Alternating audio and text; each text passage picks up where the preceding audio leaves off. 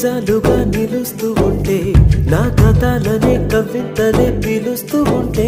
ఈ వరాలుగా ఉల్లాసమే కురుస్తూ ఉంటే పెదవికి చంప తగిలిన చోట పరవశమేదో తోడవుతుంటే పగలే అయినా గగనంలోన